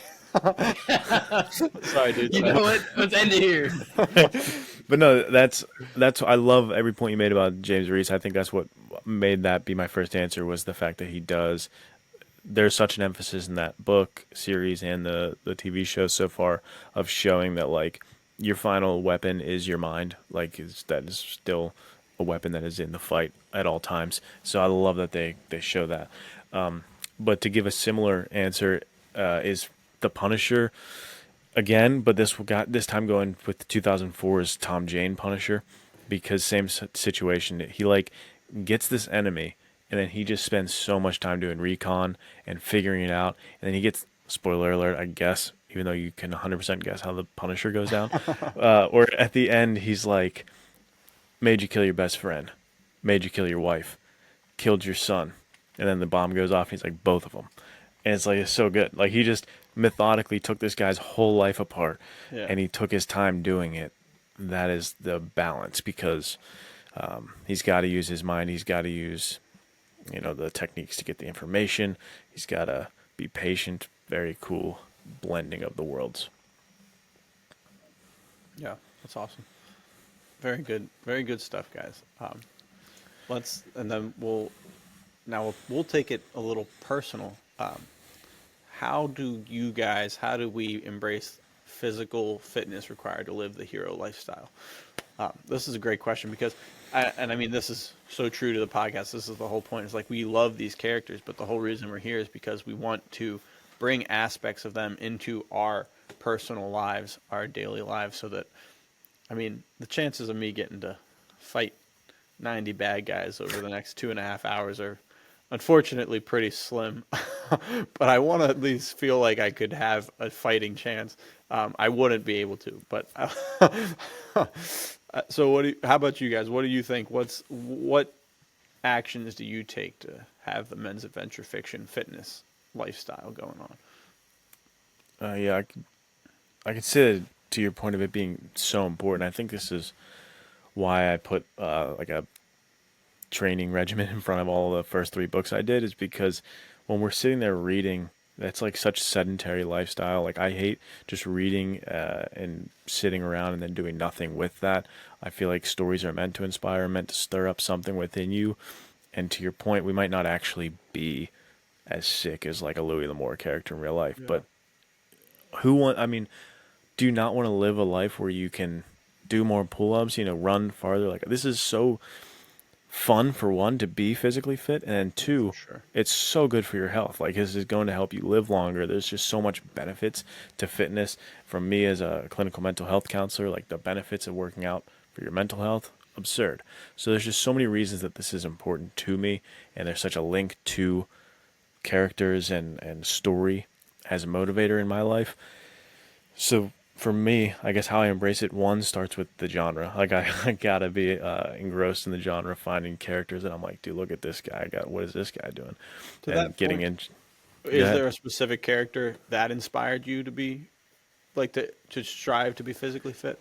Yeah, we didn't talk about him, but Rocky Balboa was the first one. I remember my dad showing me those films and then being like, what's a push-up? I got to do a push-up right now. I want to do some of those. And then like hitting push-ups in the basement, and he had like heavy bags and stuff and just starting to hit that. But that was the first moment for me where I was like, look at this guy. He literally pushed himself, became better, because I didn't understand what steroids were, but I saw the transition between the first movie and like the third, and I was like, this guy literally transformed himself through just like physical fitness and pushing himself. I was like, I want to do that. I want to transform myself. And so that's what got me into fitness. And so now I'm still boxing and weightlifting. I think those are the 2 biggest things that I do right now to do the adventure lifestyle fitness Yeah. thing. But that's me. What about you? Who you guys? Sorry, I didn't mean to derail you either, Luke. You were talking about You're good. the genre being what inspires you, and I think that that's so cool. Well, Yeah, you're well good. said, my friend. Yeah, I can go next. Um, I don't know. It basically would rehash exactly what Luke said, because I mean, I think about it, and I've talked about this before. This goes into every aspect of my life. It's like almost a delusion of grandeur to some degree, where it's just like, but there's also the flip side of like every once in a while, your movie starts with the character just going about his daily life, and all of a sudden he's thrust into this big adventure. And I remember in a handful of some of my favorite books, some of the Shel Scott books or the Chester Drum books, they're like off. They don't have any work they got to do, and they're just like out and about. And all of a sudden they're getting chased by some bad guy, and they're like, "Damn it! If there was ever a day to wear my shoulder holster with a Magnum in there, it was today, and I didn't do it, and I feel like an idiot now." So it's like I never want to be in that position where I'm like, "Oh man, I can't believe this. I'm such an idiot. Like, why don't I have the Beretta on me right now? Like, what was I thinking?"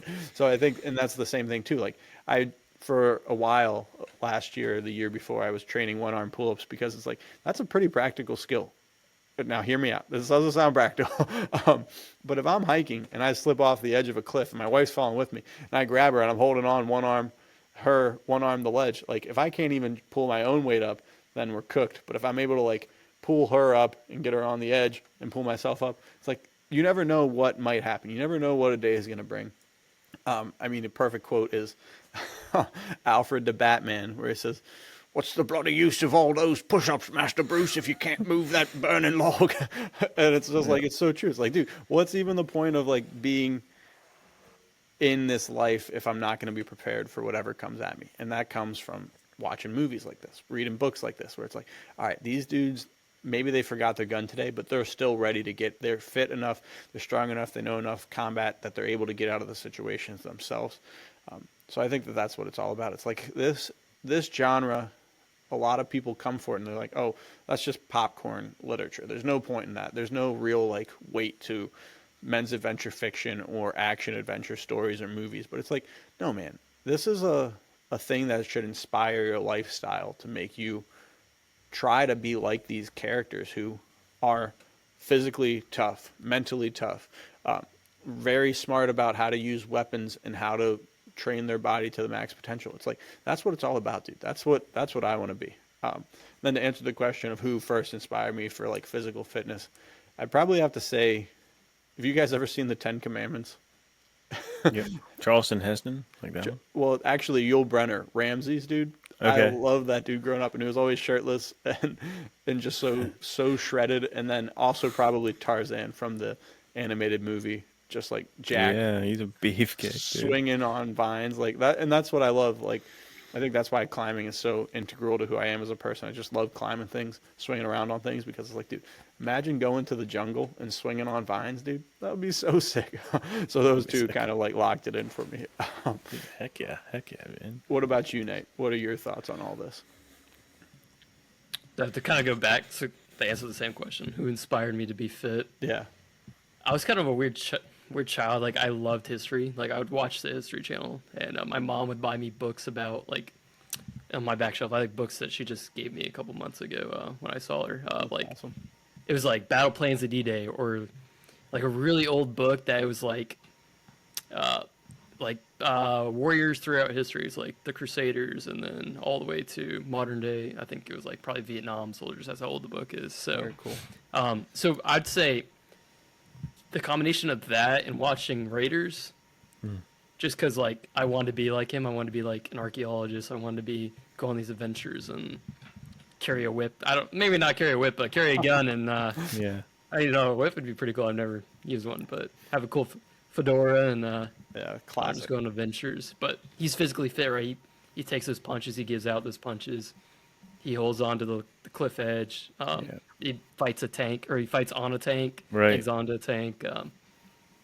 So that's probably like what inspired me growing up to be more like outgoing. And I remember I watched Raiders. I think I don't remember how old I was, but I literally went outside my house because we had like 2 giant oak trees, and right next to the oak trees was like this long row of bushes. And I found like this metal, I don't even know what it was, like a metal fence thing, and I put it right there inside the bushes, and I cleared out a little area, kind of broke some branches off, so I could grab a branch and swing over it back and forth, Yes, dude. like I was going over a ravine or something. That's amazing. Till it broke and I hit my back on it. Oh no. I survived. I'm still here.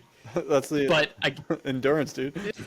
yeah, but so like fast forward to now, probably the past like couple years, just trying not to be a hindrance to my teammates or to my family as well. I think that's probably the biggest proponent, is being healthy enough. I want to live a long life so I can see my grandkids, maybe even see my great grandkids. That'd be crazy if I could live that long. Yeah, that's so cool. Because that's my big motivator to keep going. And I just think physical fitness is the cornerstone of our entire life. If I'm physically fit, I can really focus on my mental health as well. And I was tired of being slower than everybody else, so probably was another big motivator. Long-winded answer to I want to be Indiana Jones. Great answer, though. Great answer. And there's something in that, like, I love hearing that story about you as a kid taking that down, because that's what we talk about all the time here. Is like, we used to play like that in the woods. We'd all watch a movie like Rambo or Raiders, and then we want to go out and pretend to be them. And somewhere within the heart of man, that's still there. Like, even if you're a grown dude, you read these books and there's something stirred within you, and that's where I think fitness is this gateway towards that. And it's like almost the grown up and practical edition of playing these characters. It's like, dude, get yourself in shape. There's something that goes so wrong if you just sit there and you eat the wrong diet and you don't push yourself, and it's just complacency. That is no way to live. And even if you feel like you're having fun, internally you're not. And depression is like getting a Yeah. nice festering ground to grow, and it's very fertile in there when you're doing nothing. So you gotta push yourself, and nothing better than starting with a nice men's adventure fiction book or movie to get you motivated. Right. That gets you to start working out, dude, which we can Right. touch on too. Like, I know Luke and I have talked about working out and fitness, but for me, you had listed here some of the standards of working out: bench press, deadlift, squat, pull-ups, grip strength, then running, rucking, combat sports, and gunfighting skills. I think these are all so good. I think so for my personal workouts, I don't really have time to go to a gym. I'm sure I could find time for it, but I'm a really big proponent of calisthenics and doing push-ups and pull-ups and crunches. I have like a set of dumbbells that I'll use too, but it's really just for me. I really like push-ups. I love pull-ups. I love challenging myself with pull-ups because it ties back, like I said. I mean, one of my favorite characters is Nathan Drake. I just said that Tarzan was the inspiration for my whole entire life, and one of my favorite things to do whenever I go on hikes. Though I don't like to hike to get to the end. I like to hike to find random rocks and trees to climb on because that's what it's all about for me. So I like climbing stuff. I like hanging from things. And I was talking with Luke about this off air. I love danger. I love dangerous things. And so there's nothing quite like getting a little higher than you should be getting while you're climbing, no ropes, and you're just like, man, this is pretty cool. It's like, am I gonna die? I don't know. I hope not. But I hope not. I've trained to not die. So it's stuff like that that I really like to incorporate into my exercise. I mean, like I said, I've got the crazy delusion of hanging off of a cliff with my wife. So I'm training one arm pull-ups for that. Like, what am I, out of my mind? But it's stuff like that. Like I think we were talking in the Discord about training for firearms stuff. And Yeah. I was like, yeah, I actually have trained hanging off the pull-up bar with one hand and holding the gun with the other. And I've got a laser system that goes in my gun so that it shoots out when I pull the trigger for dry fire training. I just sit there shooting at the target, hanging with one arm, seeing if I can do it. Because if you're hanging from something, you got to be ready to shoot the bad guys. I mean, Lara Croft Right. does it, right? We just talked about that. So what about you, Luke? I know you just mentioned boxing and weightlifting, but how's your workout tie into men's adventure fiction? How does that look for you in your life? So for the last few months, it's been legitimately your workout that you sent me. Once you sent me that, I started doing that. So a lot of calisthenics. 'Cause I'm the same way. I don't go to a gym unless it's the boxing gym, and there I'm not. There are weights, and sometimes I'll do some curls or something, but I'm mostly just hitting the bags and sticking to a boxing regimen when I'm there, not hitting weights. So when I work out, it's at my house, and I have some kettlebells, I have some dumbbells, but mostly it's push-ups, pull-ups, planks, that kind of stuff. And then now I got this new workout program for this film we're doing and this new diet that I hate, and I'm doing kettlebells more often now. So it's like kettlebells and a little bit of barbell stuff. So yeah, for me it's very minimal equipment, high on calisthenics, and I've always been like a big 45-minute workout, but like no breaks kind of guy. I love like a just push yourself for like 45 minutes to an hour, one cycle kind of thing. Yeah. What about you, Knight? So I'll be the odd one out. I enjoy lifting weights. Not saying that you guys probably don't enjoy it. Just I'm fortunate enough that I go during my lunch break That's to work awesome. out. I just like literally walk across the street to our That's base awesome. gym. So I have like hour 15. Sometimes I'm late back to work. It kind of happens, but it is what it is. But I just do traditional things like barbell stuff.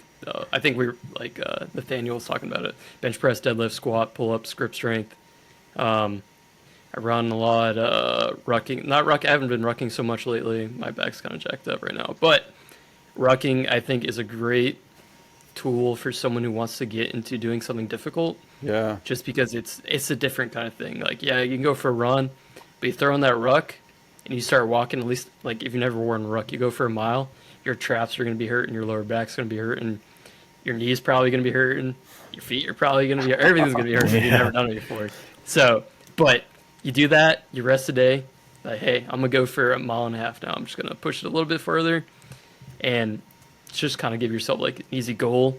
But for me right now, I do like traditional split, like a push pull legs. Nice. I think I did upper body today. A lot of rows, like rowing, like lat pull downs, pull ups. Nice. Funny enough, you were talking. Nathaniel was talking about he loves doing pull ups. I love doing pull ups so much that I think we talked on the Discord about my chest to bar. Yeah, dude, that's form. crazy. And Yeah. I asked my buddy, I was like, hey, can you like critique my my pull-ups right now? I want to make sure like I'm actually going chest to bar. And I was doing my set, and he's like, dude, you went to chest to bar the whole time. I was like, okay, well, what about the last rep? Was I chest to bar?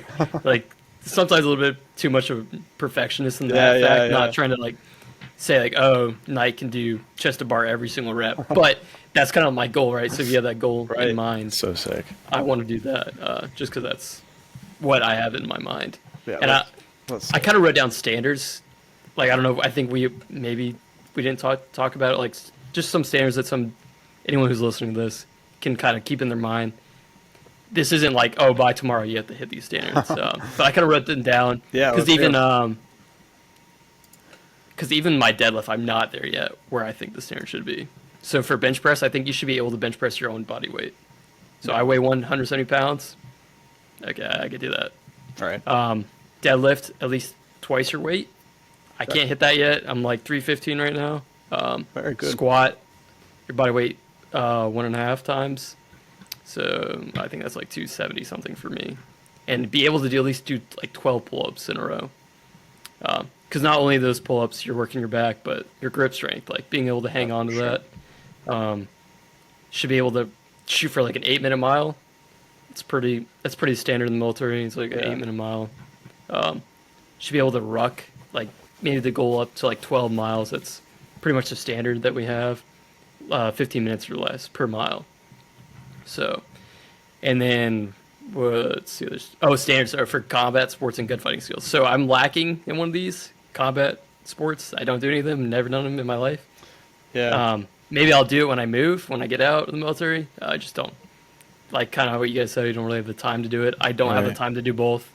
To be a father, right? I know it's hard for you guys too to be a father. Sure. And work out and work a full-time job. Right. And then do do boxing or BJJ. So I want to do boxing because you guys kind of inspired me to do that. So when I get out, definitely going to pick that up.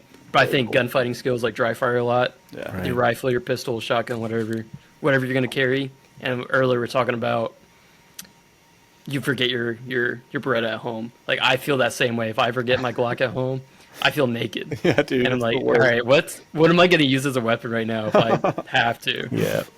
Yeah, I'm not going to use my wife as a weapon, but I might use my phone or something. I don't know. But dude, screw yeah, especially on base, we can't carry again. Yeah, there you go. Or John Wick, a pencil. Yeah. Just carry a There you pencil go. in your pocket. That's There what I'll you go. use. Yeah, it's a long-winded answer. These standards are for myself. Maybe they'll just inspire someone like, hey, maybe I should strive for that. Or sure. focus on calisthenics. If you've never done them, Zone 2 running, look that up. That's a good way to build your endurance up and Very cool. just to get yourself more healthy. Yeah, fitness is like really important to me, so that's probably why I'm talking a lot about it right now, as opposed to talking about who's the most physically fit character. Right. No, you're Yeah, locked it's so in. important. Yeah, go ahead, Luke. No, go ahead. I was just gonna harp on the fact that like physical fitness is so important. If you're not prioritizing it, that you have to reevaluate that, because it's not just about looking cool. Like if you might, it doesn't matter if you don't like how a muscular body looks or something. You're like, oh, I'm not into that. It doesn't matter. You need to be into it, because we're talking about like heart health. We're talking about mental health. Fitness and physical fitness, this is all tied into your well-being as a human. So you really don't have a choice whether than to be in it or not. And find what's interesting to you. You like weightlifting, Night? We like calisthenics. Cool. Someone else might like rowing or swimming. Find whatever it is, playing basketball, whatever it is. I'm not telling you have to do rock climbing. We're not telling you have to do our program or anything like that, or aim for this guy's goal or that guy's goal. Just find something to move your body and push yourself and get uncomfortable and get out of the complacency bubble of of 2025, where we live in the most cushy time ever. You know, that's just not good for your mental health. Yeah, for sure. Which, and I mean, to your point, Knight, the longevity, dude.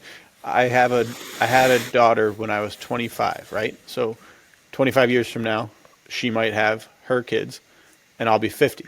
And then another 25 years, they could be having kids. So it is entirely possible that I live to 75. When I'm 75, dude, I want to be rucking 12 miles, 15-minute miles, dude. I want to be a badass. Hell I want to yeah. be rock climbing. I want to be doing stuff. I want to go on like the Appalachian Trail with my grandkids, you know? Like how sick would that be? Stuff like that, you So know? sick. I want to be, because my parents had me very late in life. So I didn't know either of my grandparents very well, either side very well, because they died not that long after I was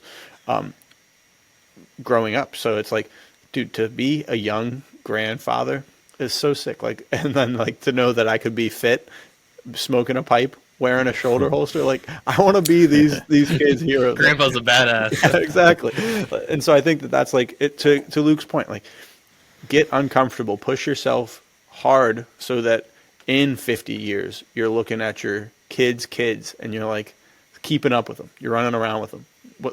You want to play cap guns with them out in the yard, and you're getting them. You're beating them because you're still a badass at 75 years old, you know? So I think it's stuff like that is what this is all about. That's why fitness is so important, because you don't want to grow old before you're old. So Right. Yeah, and you might be thinking that's so far off, that's so in the future, but I've said this once and I'll say it a bunch of times, this story that happened to me where I was at the doctor's with the clots, and they said if I wasn't in the shape that I was in, if I didn't work out, I'd be dead already. Like, they told me that. Yeah. So this could be you. Like, if you're not taking care of yourself, you get pneumonia or something happens, you might die because your body might just not be able to handle it. But if you're pushing yourself and you have cardio and you built that up, then you have a chance, and the doctors might tell you that same thing of like, hey, if you did not start working out, you'd be dead. yeah, well said. This is awesome episode. I love talking about So fitness, fun man. talking about this stuff. I love it. Well, and it's so cool to tie it in too. Like this episode would be for naught if we didn't bring it back to, all right, take these characters and become physically fit, become mentally tough. And I think that's something else that we don't talk about enough in our culture. We are so easy to be like, okay, sorry, dog's attacking me. He likes the topic. So easy to be like, oh, I'm just gonna, all this FOMO that I feel is gonna rule my life, and I'm gonna be sad all the time or stressed and anxious all the time. And we're so connected to our phones and what this world says things have to be, that it is easy to become mentally weak. And I think pushing yourself physically is one of the key aspects to mental toughness. If I know I can do, like, I'm there on the bar trying to get my 28th pull up and I'm hurting, it's like, you got to make it happen. There's something inside of me that's like, dude, I'm going to hate myself if I can't do this. I got to pull this thing out. And that's the whole point of working out, you know, like, oh, I got to make this happen. I got to push past this because I've reached a point of failure, but I don't want to end here. I want to keep pushing. And that's where mental toughness is born. So I think that it's just the fast track to toughening your mind is toughening your body. Beautiful. Perfect. I love that. I just want to give some like nuggets Yeah. to Yeah, help people out. Absolutely. So on top to we're talking about mental toughness. To become more mentally tough, just do hard things. You set your goal. Like I need to do 8 pull-ups by the end of this month. Just figure out what's my plan of action to get to those 8 pull-ups. What do I need to do? Do I need to cut out sugar? Do I need to cut out drinking? Do I need to cut out smoking, dipping, etc.? Do I need to stop watching TVs for whatever? Stop doom scrolling on your phone so I can go lift or so I go work out. Consistent training, be consistent. Consistent sleep, as in you have the same sleep schedule. 'Cause Right. that's really important. That's where you're going to make most of your gains is when you sleep and your quality nutrition. So avoiding the processed foods if you can. I know food is really expensive right now because of inflation, etc. But you can make it work. You just got to shop smartly and cut out your Netflix subscription, I guess. But I'll give you like a little anecdotal story of something I regret. I was at a training event I trained super hard for this entire thing. I get there. I knew I had to do something, a swim portion. Didn't train for swimming at all. I was like, all right, I can muscle through this, like, whatever. It's not that hard. It's 50 meters. Well, I didn't realize how gassed I was going to get when I was swimming it. I stopped like 75% away. I was like, all right, I'm going to catch my breath because it's not times. I just got to do it. I stopped. I got yelled at. They said, hey, keep swimming, like, keep going. And I started to swim again. I couldn't go. I swallowed some water, and then I just gave up, immediately gave up. It's just because I hit the mental roadblock in my head. Right. Told me to get out of the water. To make it even worse, it tells me to get out of the water. I hadn't done a muscle up in a while, so I try to get on top of the dock to get out. I put my hands too far out, so now I'm trying to do like a really awkward muscle up. Can't get out of the water. Getting screamed at to get out of the water the whole time. And then embarrassingly, they had to grab me by my blouse and rip me out of the water and like get back in line and just like hang my head low. Like, damn. Right. Couldn't even get out of the water. But looking back, like, yeah, I regret giving up in that swim portion, but now like incorporating some more swimming because I get more confident in the water because I kind of killed my confidence like that event. Yeah. But just because I look back, it was also a good thing. It was hard. It was super hard that entire training that I went to. I'm happy I went to it. It just gave me more motivation to keep going and do more hard things. So it gets easier when you do more hard things. What I'm trying to get at. Yeah, for sure. More hard things you do, easier it becomes. You don't think twice about doing. You don't second guess yourself. Right. And you learned like the preparation part, you're going to not make those same mistakes. You're going to know, oh, if that's there, I need to start training for it. You improve yourself. You improve your ability to outthink and outwork your past self if you're constantly on this path. Yeah, for sure. To round out my thoughts on this is like, I don't think your goal should be to be better than other people. It should be better than yourself, which, I mean, Luke and I have talked about this countless times. Like, I mean, it's good to have people to compete against because competition, friendly competition brings out the best in everybody. It pushes you harder. But also, like, I want to know that I'm better than myself last year. I mean, there's things that I try to keep track of. It's like, okay, do I weigh more than I did last year? Did I gain inches around my waist? Can I do less pull-ups? Can I do less push-ups? Like, how do I make sure that I'm keeping on growing so that I'm better than I was? Because that's what I think we get so locked into, like, oh, if you're young, you're in the best shape. But I want to be in the best shape in my 50s, I want to keep getting better and better and keep growing. So I think it all ties into having it up here to push yourself to get it all done. So I think you guys are just saying some awesome stuff, and I'm happy to just be listening to it because you guys are killing it. Yeah, this episode was as fun as I thought it would be. So thank you, Knight, for bringing the topic to us because this was awesome. I'm having a lot of fun. Just to get to chat some gentlemen about honestly whatever, but I really love talking about fitness and even like adventure stories and nice cool characters that we grew up watching. Well, if you guys feel like we've covered everything, we'll round out with asking you the classic questions. We'll kind of out of left field, maybe you were expecting it, but what is your all-time favorite character? Doesn't have to be in the genre, doesn't have to be in like a book or a movie. You can just pick anyone randomly. You got someone in mind? Indiana Jones. Nice. Yeah, Good answer. Dude, I mean, he inspired me to, I don't know, to study history and everything, so That's awesome. I can't think of anyone better. I wish they bring it back, sort of, like, I don't know, like, find another actor that could play Indy, because I just love them, the whole, like, Yeah. the themes and, like, fighting the Nazis and Yeah, it's too good. Can't leave it treasure behind. hunting. Yeah, we got to bring him back. He's too good. We do. Great answer. Do you have a favorite book? Is the second question we ask. That's a tough one. There's so many good books out there. No. Honestly, I really love The Terminal List. If I hadn't read that book, probably would be Ice Station. You guys haven't read it yet. But Nice. Yeah, I haven't read it yet. Awesome. Very cool. Yeah, Terminalist is great. I love the early, like Jack or James Reese books. I think that the first one and Savage Son are my personal favorites. I love those. Savage Son, to me, wins it just because of the connection to like First Blood a little bit. But Is that's not the one that has the most dangerous game stuff in it, right? yeah, it is. Okay, nice. Yeah, that one's so sick. I love that one. I love that one. Cool. And Luke, you want to share what the segment for this week is? Yeah, this week I think perfect for the episode, perfect for the timing with it being the 3rd when we're talking about this. It's very early on in January. We want to know in the comments, what is your physical fitness goal for 2025? So pick one. If you don't have one, lock in on one and get your fitness goal and write it down so you can keep yourself accountable. You can come back to this video at the end of the year, see, did I make it? Did I do what I said I was going to do? Because that in and of itself, that is a mental fortitude test that'll level your confidence and everything up.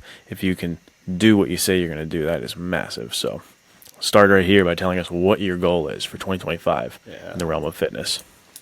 For sure. So I guess we should tell ours then, huh? Do we want to share any goals that we have? Do you have one? I've got one in mind. So I do. Start. All right, go. Yeah, go ahead. All right. I have suit pant measurements from when I got married, and I know what my waist size was. I've gained probably 15 pounds since then. It was intentional, but my waist has increased in size because of that. So my goal for the year is to get my waist size as close to that as possible. I'm trying to think, it's probably like around 1.5 inches to 2 inches that I want to shed off, but I don't want to lose weight. So I don't know if it's possible. It's the fabled slim bulk where you lose fat and gain muscle at the exact same rate so that nothing changes. And I did pretty well when I first put on this weight my body, like I take pictures every once in a while of myself shirtless so I can have something to reference back to see if I'm getting fat, because gaining weight and getting overweight is really terrifying to me, because I want to be able to have a long life of fitness and helping out my kids and my family and my grandkids and being around. So all that to say is that I really didn't seem to, I look almost exactly the same, but just 3 inches bigger. So I want to cut that down by the end of the year and not lose weight. So we'll see. It may be impossible. I've been told that the only way to lose weight is the bulk and cut method, but we'll see. Maybe I'll bulk and then maybe I'll cut and maybe it'll all work out. We'll see. I have no plans for how to do it. The first plan that I really have enacted is just trying to cut sugar out of my diet completely and just eat fruit. It's a big one. Yeah. That's good. Yeah, the added sugars will get you. Yeah, dude. And it's super addictive. I went off the deep end for Christmas, and I remember I was like, all right, I'll start up now. It's like the 27th. And dude, I was just fiending for sugar. I was like looking at the Christmas cookies. I know. I need them. like I literally looked at my wife and I said, we need to do something. Like, I'm losing my mind here. Like, this is not healthy. I was like, this just proves that I need to lose sugar, because, and it's sad for my wife because she loves to bake stuff, but she's always like, I can't bake it. I'm not going to bake like 24 cookies and you not eat any. Like, this isn't going to work. So there's give and take. We'll see. Maybe I'll do like one cookie a week. That's my cheat cookie. All right. What about you, Luke? What's your fitness goals? So my first goal that I'm breaking up, because I'm sure I'll have more throughout the year, but the first goal that I'm really focused on is I have this annoying diet plan, and I want to stick to it for 3 months is how long I have to be locked in on this thing. And my goal is to just like not mess around, because it's so easy to just be like, oh yeah, diet plan, but this looks pretty good, I'm gonna eat that. And so I'm trying to actually hold to that diet plan for 3 months, and that's like my first milestone goal, is to like do not mess around, because the real goal is to look okay next to Nathaniel on camera, because you're so much more jacked than me. It's not fair. No. So I need to lock in a little bit. But it's a quick tip for people going into 2025, and to Knight's point about like shopping and it being expensive. There's an app that my boxing trainer told me about called, it's either Yuka or Yuka. I don't know how you pronounce it, but it's Yuka, completely free. But you get that and you scan barcodes at the grocery store, and it'll give you a rating 0 to 100, and it'll tell you what the number is and then you can click on it and it'll tell you why. Like, is it too high in sodium? Is there too much sugar? Are there artificial dyes? It like breaks that stuff down. So that's been a lifesaver because I'm like, oh, this looks like a healthy snack. Boom, 0 out of 100. And I'm like, oh no, and it's like 5 hazardous preservatives. I'm like, yeah, and don't get that. So that's the tip for you guys is download Yuka or Yucca and start scanning everything so you can figure out if you're getting good food or not. Oh, that's awesome. Good stuff, dude. All right, Knight, what kind of goals you rocking with? If you're in the Discord, you guys would know. It's true. Trying to drop 15 pounds again. That's my biggest goal for like, I'll probably drop in the next 3 months or so. So around the same time as Luke. Yeah. For his, then my goal is to just get bigger. It's going to lean out, drop to like 15% body fat. It's kind of my goal. Cool. And then just get bigger. Hopefully my back's better by then so I can start rucking again. Nice. So that's my goal. 15% body fat, 15 pounds. Nice. Dude. Yeah, and you and I will be definitely keeping each other accountable / giving each other camaraderie when we're both so hungry, because I saw your message in the Discord tonight and I was immediately like, I'm also hungry right now, guys. Come Yeah. on. I was also like, I also am very hungry. I don't like that. And to you guys' point, if you guys watch this and you're like, oh, I got some fitness goals, I don't have anybody to keep me accountable. Dude, jump into the Discord. Discord, yeah. The Fit for Action channel has just been jumping with people talking about stuff. And that's what it is. It's like there's a Bible verse that says, as iron sharpens iron, so one man sharpens another. And that's what it's kind of all about. Like, we're here to help you guys grow. We're here to help each other grow. And we're not coming from a place. I mean, Luke and I say this all the time. There was the one episode where we were like, oh, maybe we're getting a little ahead of ourselves, making us seem like we figured it out. We have not figured it out. The number of things I figured out is closer to 0 than it is to like 200. like I know nothing. But I'm happy to know nothing with you by my side. So jump into the Discord and we'll learn stuff together. Awesome. Yeah, Knight, thank you for bringing this topic to us, because this so was fantastic. This is maybe my favorite episode ever, because nothing is more fun to me than talking about fitness. I love this stuff. So Oh, yeah. Thank you for having me. yeah, I feel like we got to do this again sometime. We'll find another angle to talk about fitness, because we need more. All right, I'll fitness start typing right now. Right. Perfect. Oh, you get an email from me tomorrow? All right, next topic. It's gonna be the Who's the most fit, second most fit hero? Men's Adventure Fiction Fitness Podcast. It changes its name. Now we gotta get Zach in here with me as well, so we could talk about his books the whole time, like his characters. Yes, he's got some- break I down love the characters. fitness regimen and all the characters in the Zach universe. I love it. Yeah, thanks so much, man. And thank you guys for joining in. Hopefully this inspires you to, 1, start working out, and then 2, read Men's Adventure Fiction for the ultimate inspiration for fitness. So yeah. Awesome, guys. We'll see you in the next one. Take care. See ya.